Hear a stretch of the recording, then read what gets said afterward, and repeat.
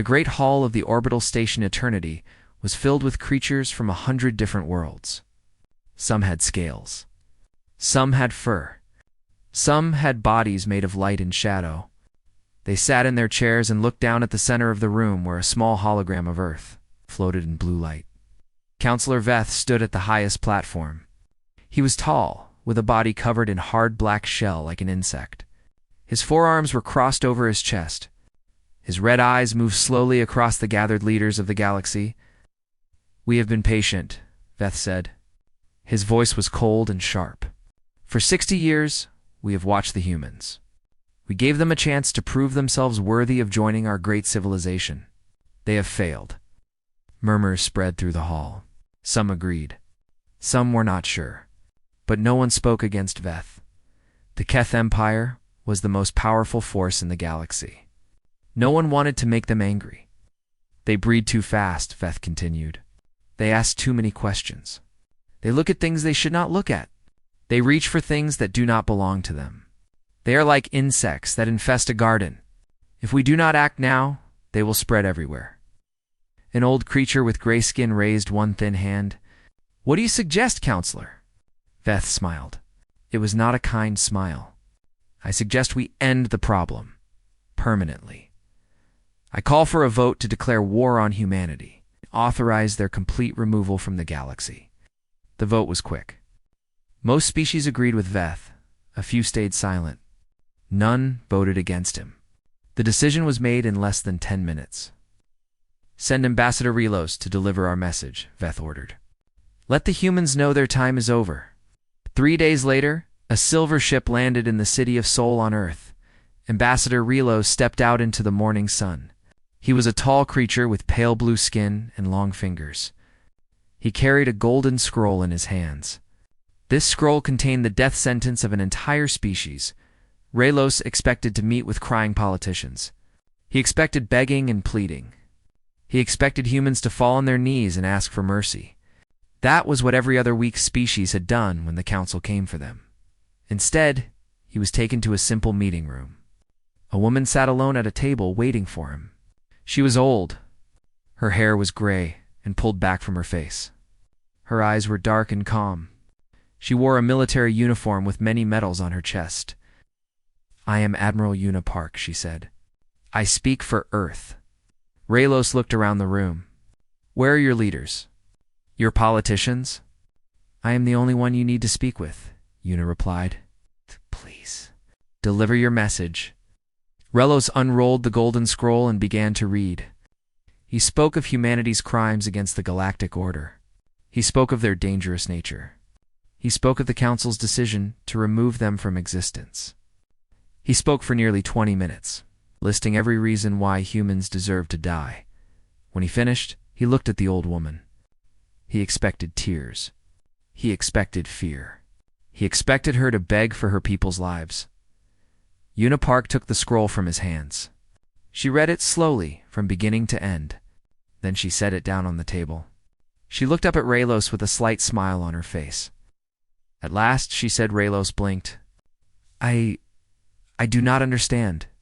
"You may leave now," Una said. "Tell your council that we received their message. Tell them we are grateful." "Grateful?" Relos could not believe what he was hearing. "We have just declared war on your species. We are going to destroy you."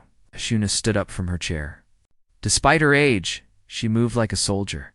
"Ambassador, please deliver a message from me to Counselor Veth." "What message?" Una's smile grew slightly wider. "Tell him that humanity accepts his declaration of war, and tell him that he has made the worst mistake of his very long life." She pressed a button on the table. 2 human soldiers appeared at the door. "Please escort the ambassador back to his ship." Relos was too shocked to resist. As he was led away, he looked back at the old woman. She was already speaking into a communication device. Her voice was calm and clear. "This is Admiral Park. Authorization code 773. Project Prometheus is now active. I repeat, Prometheus is active. We are no longer pretending." Across human space, the message spread like fire. On Mars, scientists stopped their work and smiled at each other. On the colony ships traveling between stars, captains changed their course towards secret locations. On Earth, families hugged each other and whispered, "Finally. Finally, we can stop hiding." Deep beneath the frozen surface of Europa, one of Jupiter's moons, something incredible was happening. Massive doors made of metal and ice began to open. They had been closed for 40 years. Behind them was darkness. Then, one by one, lights began to turn on. General Taehun Kong stood on the command bridge of a ship larger than any the galaxy had ever seen. Through the windows, he watched as thousands of other ships powered on their engines. Red and blue lights filled the underground cavern like stars being born. His communication officer looked up at him. "General, we are receiving reports from all hidden bases. Europa Fleet is online. Titan Fleet is online. The Belt Fleet is online. All forces report ready." Taeyeon nodded slowly. He was 65 years old. He had spent 40 of those years building this fleet in secret. 40 years of lying to alien inspectors. 40 years of pretending to be weak. 40 years of waiting. 40 years, he said quietly. 40 years of bowing. 40 years of smiling while they called us insects. He turned to his crew. "It's finally over. Send the message to all ships." He straightened his uniform and spoke the words he had been waiting his entire life to say. "All ships, this is General Kang. The Council has declared war on humanity. They think we are weak. They think we will be easy to destroy." He paused. "They are wrong. Today we show them what humanity really is.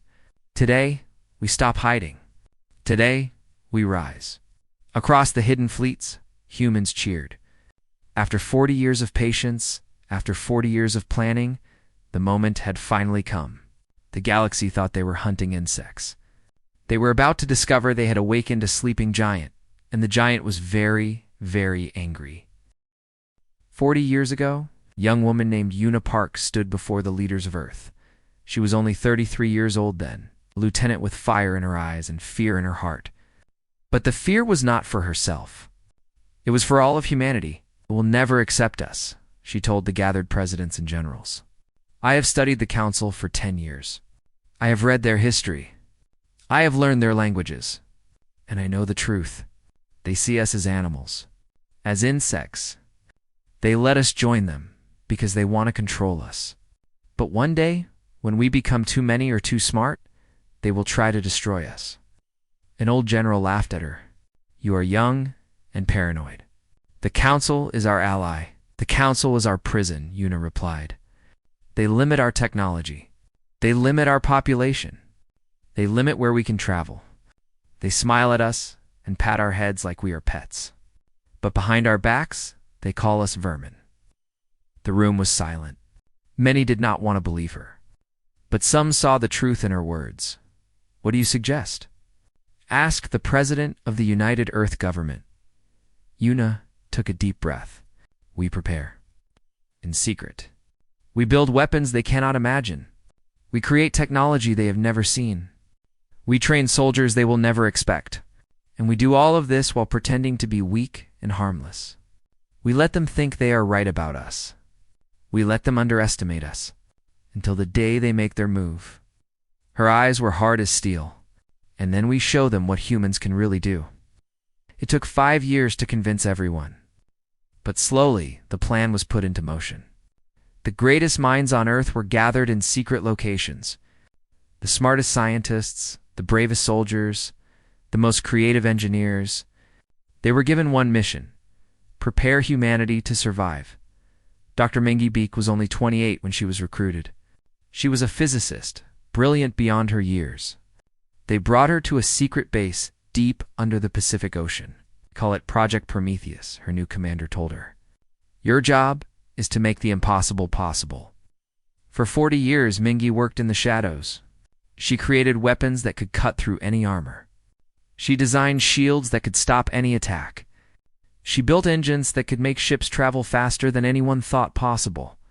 And every discovery, every invention, was hidden away in secret bases across the solar system.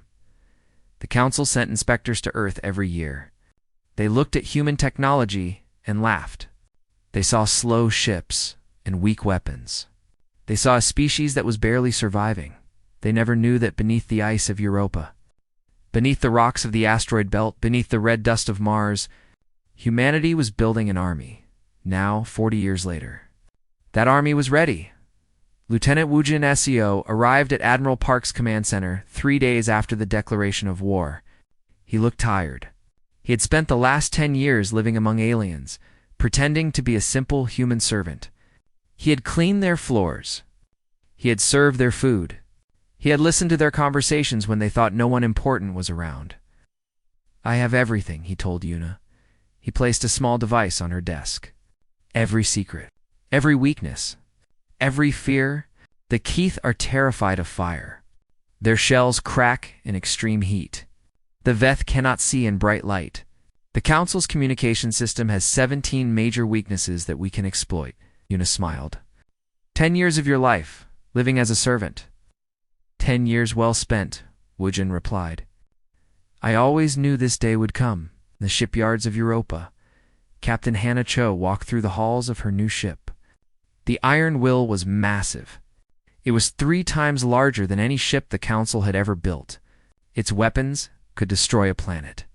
Its shields could stop a sun. It's beautiful, she whispered. General Taeyong Kong walked beside her. You earned this command, Hannah. Your father would be proud. Hannah's father had died 20 years ago. He had been one of the first soldiers to join the secret army. He had spent his whole life preparing for a war he would never see. He used to tell me stories, Hannah said, about the day humans would stop bowing, the day we would stand tall. She touched the cold metal wall of her ship. I never thought I would be the one to lead that charge.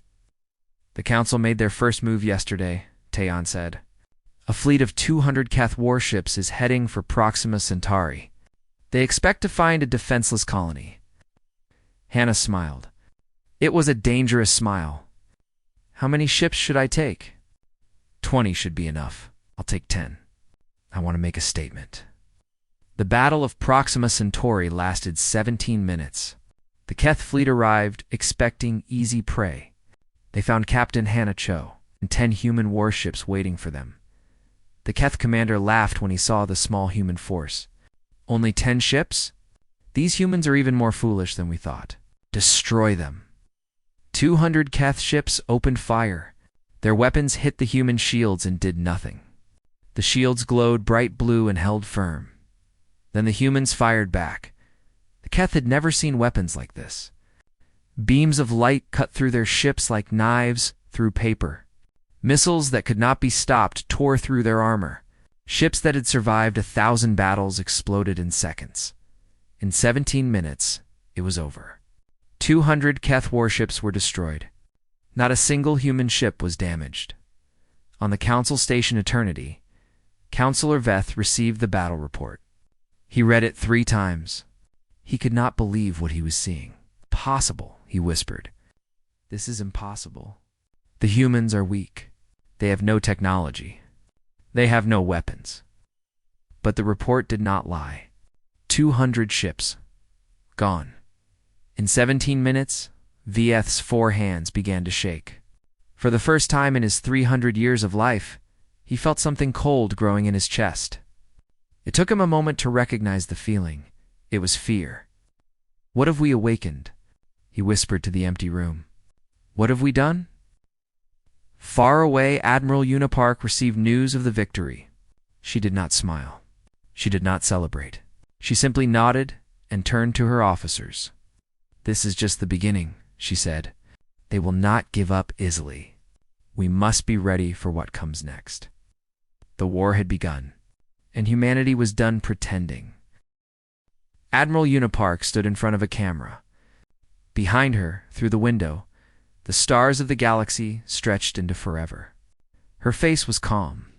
Her voice was steady. Her message would reach every corner of known space. People of the galaxy, she began. I am Admiral Unipark of the Human Defense Fleet. I speak to you today not as a conqueror, but as a survivor. For 60 years, my people lived under the rule of the Galactic Council.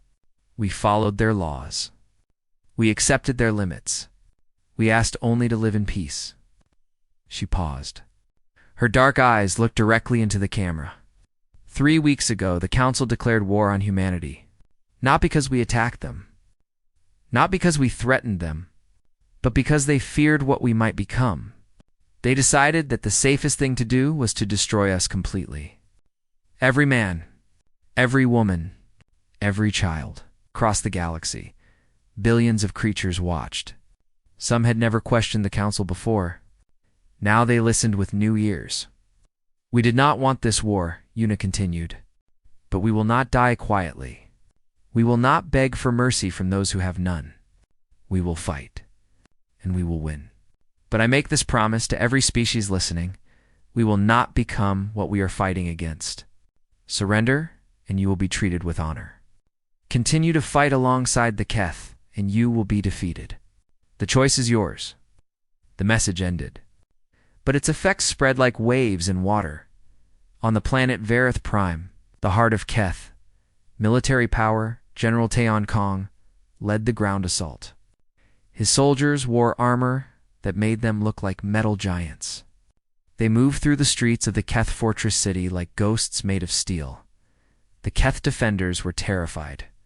Their weapons bounced off the human armor. Their traps were detected and avoided. Their best warriors fell in seconds. "Push forward," Taeon ordered through his helmet radio. "But remember your training. Military targets only. No civilians. No unnecessary killing." A young soldier named Junho ran beside his general. "Sir, they would kill our civilians without hesitation. Why do we show them mercy?" Taeon kicked open a door and cleared the room beyond. "Because we are not them. Because the moment we become monsters to defeat monsters, we have already lost. Our strength is not just in our weapons, Junho. It is in our hearts." The fortress fell in 6 hours. Thousands of Keth soldiers were taken prisoner. Not one civilian was harmed. When news of the battle spread, 3 more Keth's military bases surrendered without fighting.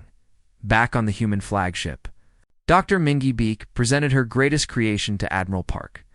She was 68 years old now, but her eyes still burned with the fire of discovery.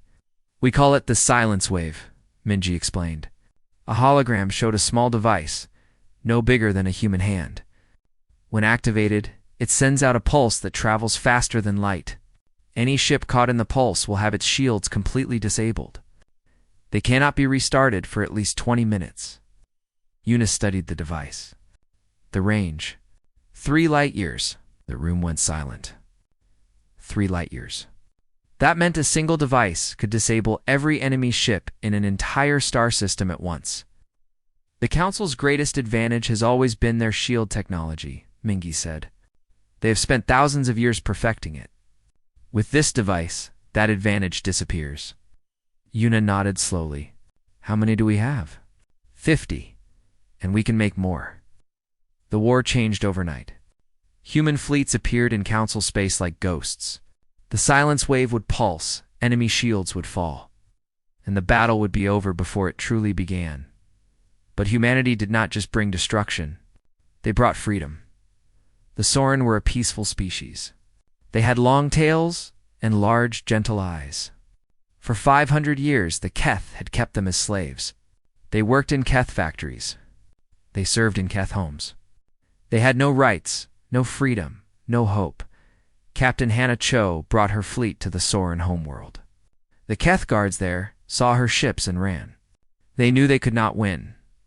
Hannah landed her shuttle in the central square of the Soren capital. Thousands of Soren gathered around her, confusion and fear in their eyes. "We are not here to hurt you," Hannah said. Her voice was broadcast across the planet. "We are here to free you. The Keth no longer control this world. You are free. You belong to no one but yourselves." An old Soren stepped forward. Tears ran down his face. "Free," he whispered. "We do not know this word anymore." Hannah knelt down so she could look into his eyes. "Then let us teach it to you again." The Soren wept. They sang songs that had been forbidden for centuries. They spoke names that they had been forced to forget.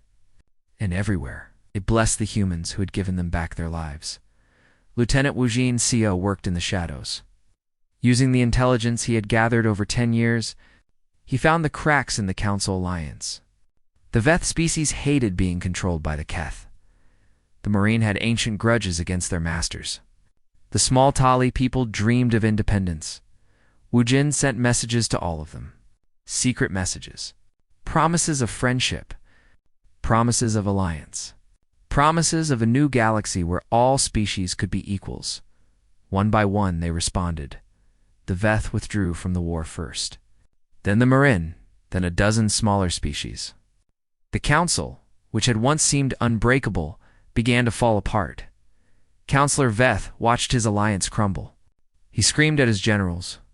He threatened his allies. But nothing worked. The humans were too strong. And worse, they were too kind. They freed slaves instead of making new ones. They showed mercy instead of cruelty. They treated prisoners with respect. This is not how war is supposed to work, Veth hissed. This is not how victory is achieved, but the humans kept winning. And with each victory, more species turned away from the Council. Admiral Una Park reviewed the latest reports. The war was going better than she had ever hoped. Human losses were small. Council losses were enormous. The enemy was breaking. But she did not celebrate. She knew that wounded animals were the most dangerous. The Keth were losing, and that made them desperate. Desperate enemies did terrible things. Stay alert, she told her officers. The Keth will not surrender. They would rather destroy everything than admit defeat. We must be ready for whatever they do next. She did not know how right she was. In the dark halls of the Keth Command Center, Counselor Veth was making a decision that would change everything. If we cannot win, he whispered to himself, then they will not win either. Bring me the void bombs. The darkest hour of the war was about to begin. The void bombs were the most terrible weapons in the galaxy. They had been created 3,000 years ago during a war so terrible that no one spoke of it anymore. When a void bomb exploded, it did not just destroy things. It erased them. It tore a hole in reality itself. Nothing could survive. Nothing could escape. The Council had banned these weapons 1,000 years ago. They were too dangerous, too destructive. Even the cruelest species agreed that some weapons should never be used. But Counselor Veth no longer cared about rules. He no longer cared about the future. He only cared about one thing, making the humans pay. Launch them, he ordered. His voice was cold and empty. All of them. Target Earth. His generals looked at each other with fear. Counselor, the void bombs are forbidden.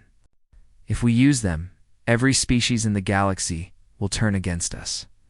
Every species has already turned against us. Veth screamed. The humans have taken everything from us. Our power, our pride, our future. If I cannot rule this galaxy, then I will burn it. Launch the bombs. Now, 12 void bombs flew through space toward Earth. Each one could destroy a continent. Together, they would erase humanity's homeworld completely. 8 billion people would die. Admiral Una Park received the warning 6 hours before impact. She stared at the screen, her face pale. For a moment, even her legendary calm broke. Can we stop them? She asked. Her tactical officer shook his head. The bombs are too fast, too well protected. Our ships can intercept them, but he could not finish. But what? The void bombs will explode when our weapons hit them. Any ship within 1,000,000 kilometers will be destroyed. We would need to sacrifice our entire fleet to stop all 12 bombs. The room was silent. Una closed her eyes. 8 billion people on Earth, mothers and fathers, children and grandparents. Everyone she had sworn to protect. How many ships do we need? She asked quietly. Minimum. 300. 30,000 crew members. 30,000 lives to save 8 billion. The math was simple. The decision was impossible. Before Una could speak, her communication screen lit up. Captain Hannah Cho's face appeared. She was still recovering from injuries she had received in an earlier battle. Bandages covered half her face.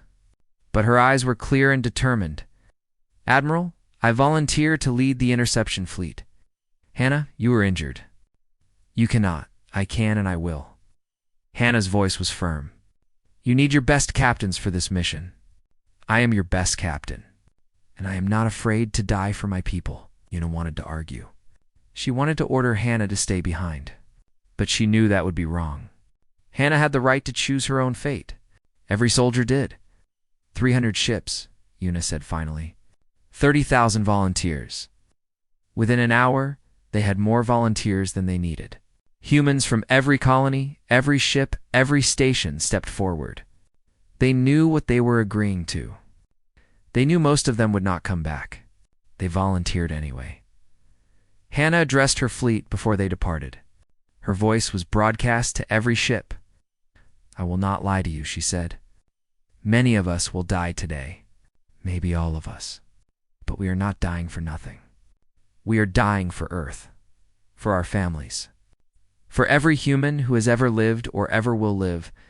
When people remember this day, they will remember that when humanity faced extinction, we did not run.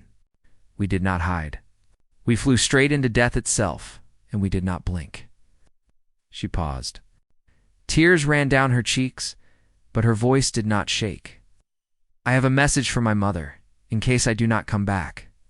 Tell her I kept my promise. Tell her I protected our home. Tell her I love her. She wiped her eyes. All ships, follow me. Let's go save our planet. 300 human ships flew toward the void bombs. The bombs were fast, but human ships were faster. They caught up to the bombs at the edge of the solar system, just past the orbit of Neptune. All ships, pick your targets, Hannah ordered. Fire on my command. The void bombs grew larger in their view screens. 12 objects of pure destruction, heading toward everything they loved. Fire. Space lit up with weapons. Fire. One by one, the void bombs exploded. Reality tore itself apart around them. Ships were pulled into the void and disappeared forever. Others were torn to pieces by the energy released. Hannah watched as ships on every side of her vanished into nothing. Friends she had known for years. Soldiers she had trained. Good people who deserved to live. Keep firing, she screamed. Do not stop. 11 bombs destroyed. Then 10. Then 9. Hannah's ship was hit by debris. Alarms screamed. Fire spread through the corridors. Hull breach in sections 3 through 7, her officer reported. We are losing life support. Can we still fight? Yes, Captain. Then we keep fighting. The last bomb was the hardest. It was surrounded by a defensive shield. Weapons could not penetrate it. Hannah made her decision in a heartbeat. All hands, abandon ship. Get to the escape pods. Now. Captain, what are you? That is an order. Go. She waited until her crew was away. Then she aimed her dying ship directly at the last void bomb. For Earth, she whispered. For humanity, iron will hit the void bomb at full speed. The explosion was blinding. For a moment, a new sun appeared at the edge of the solar system. Then there was silence. On Earth, 8 billion people looked up at the sky. They did not know how close they had come to death. They only saw a distant flash of light and wondered what it meant. On the flagship, Admiral Unipark received the final report. All 12 void bombs destroyed. Earth was safe. The cost: 217 ships, 28,412 lives. Una read the casualty list. Each name was a universe of lost possibilities. Each name was someone's child, someone's friend, someone's love. Then she saw the last name on the list. Captain Hannah Cho. Status: missing, presumed dead. Una closed her eyes. She had sent that girl to die. She had made the order that ended her life. But then her screen lit up with an emergency signal. A single escape pod, drifting in space, far from the battle. Life signs detected, her officer reported, his voice shaking with emotion. It's Captain Cho. She's alive. Barely, but alive. Una felt tears on her cheeks for the first time in 40 years. General Tae-Yun Kong burst into the command center. His face was red with fury. We must strike back. We must destroy the Keth homeworld. We must make them pay for what they did. Yuna shook her head slowly. No, no. They tried to kill 8 billion people. They used forbidden weapons. They deserve to be destroyed. Yuna stood and faced her oldest friend. If we destroy their civilians, we become what we are fighting against. We become monsters. Our soldiers did not die today so that we could become monsters. Then what do? Yuna looked out at the stars. We end this war. We defeat their military. We capture their leaders. But we do not commit genocide. We are better than that. We must be better than that. She turned back to her officers. Dr. Beak, how quickly can we strike the Keth homeworld? Mingy answered immediately. 3 days. Make it 2. It is time to end this war. The human fleet arrived at the Keith homeworld like a storm made of steel and fire. 500 warships led by Admiral Una Park herself. The largest fleet humanity had ever gathered. The final force of a war that had cost so much. The planet below was beautiful. Blue oceans. Green forests. Cities that sparkled in the sunlight. 10 billion Keith lived there. Civilians, families, children. Who had never asked for this war? Yuna looked at the planet for a long time. She thought about the 28,000 humans who had died to stop the void bombs. She thought about Captain Hannah Cho, still unconscious in a medical bed, fighting for her life. She thought about all the years of hiding, all the years of planning, all the years of waiting. For this moment, she opened a communication, channeled to the planet below. This is Admiral Una Park of the Human Defense Fleet. I speak to the Keth people, and to Counselor Veth. Your military is broken. Your allies have abandoned you. Your forbidden weapons have failed. You have lost this war. She paused to let her words sink in. I offer you one chance. Surrender now. Hand over Counselor Veth and all military leaders who ordered the use of void bombs. In return, your civilians will not be harmed. Your planet will not be destroyed. Your species will survive. Her voice hardened. Refuse, and we will disable every weapon, every ship, every military installation on your world. You will be completely defenseless. Choose wisely. The response came within minutes. It was not from the Keth government. It was from Counselor Veth himself. Humes Veth spat. His image appeared on every screen. His red eyes burned with hatred. You think you have one? You think you can defeat the Keth Empire? We have ruled this galaxy for 10,000 years. We have crushed 100 species who dared to challenge us. We will never surrender. Never. Behind him, Yuna could see the Keth's last fleet gathering. 300 ships. All that remained of their once mighty armada. All ships, prepare for battle, Veth commanded. Today we die with honor. Today we take as many humans with us as we can. Attack. The Keth fleet charged forward. They had no hope of winning. They knew they would die. But they came anyway, driven by pride and hatred and the refusal to admit defeat. Admiral Una Park watched them come. She felt no hatred, only sadness. Activate the silence wave, she ordered. Across the Keth fleet, every shield failed at once. Their ships were suddenly naked, defenseless against human weapons. All ships, Yuna said quietly. Disable their engines. Do not destroy them. I want those crews alive. Human weapons flashed. But instead of killing shots, they fired precision strikes. Engines exploded. Weapons went silent. One by one, the Keth ships went dark and drifted helplessly in space. The Battle of Keth Prime lasted for hours. When it ended, the Keth military was completely destroyed. Not as a graveyard of corpses, but as a collection of disabled ships waiting to be captured. Veth watched from his command ship as his entire fleet was taken apart without being killed. This was worse than death. This was humiliation. Why? He screamed at the human ships. Why do you not destroy us? We tried to kill you. We tried to erase your entire species. Why do you show mercy? Yuna's voice came through his speakers. Because we are not you. Because our strength is not measured in how many we can kill, but in how many we can save. Because hatred is a fire that burns everything. including the one who carries it. She paused. And because every Keth soldier we spare today might be a friend tomorrow. While the battle raged above, Lieutenant Wujin Co. led a small team to the surface. They had one mission: capture Counselor Veth before he could escape or harm himself. They found him in his command center, surrounded by guards. The guards raised their weapons, then slowly lowered them. They had seen their fleet disabled. They knew resistance was pointless. Counselor Veth Wujin said calmly, "You are under arrest for crimes against sentient life. You will face trial for the use of forbidden weapons. You will answer for your actions." Veth stared at the human with burning hatred.